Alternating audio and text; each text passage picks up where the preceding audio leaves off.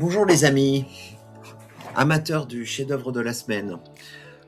Cette semaine, je vais vous parler d'un tableau qui s'appelle Les Raboteurs de Parquet, qui a été peint en 1875 par Gustave Caillebotte. Ce tableau fascine. Il fascine par sa perspective qui est originale. Une vue plongeante avec un éclairage à contre-jour venant de la fenêtre au fond de la pièce. Le parquet paraît immense, gigantesque. Les trois hommes au travail sont torse nu, leur musculature est mise en avant. Le travail est intense, physique. Une bouteille de vin est sans doute là pour les rafraîchir. Le souci du détail est frappant. Les outils, racloirs, rabots sont détaillés dans les mains de ces hommes. Les gestes sont très précis. Le peintre a sans doute étudié avec une grande précision leur travail.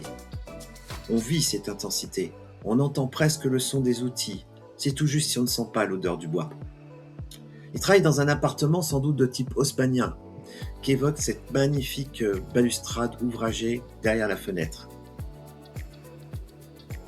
Il s'agit là de la rencontre de l'univers des artisans, des ouvriers, avec le monde bourgeois de ce très chic appartement parisien. Le sujet du tableau est original et sublime avec virtuosité et une très grande beauté le monde des métiers manuels. Le choix du sujet est remarquable, quand on sait que Caillebotte lui-même était un homme avec une importante fortune personnelle.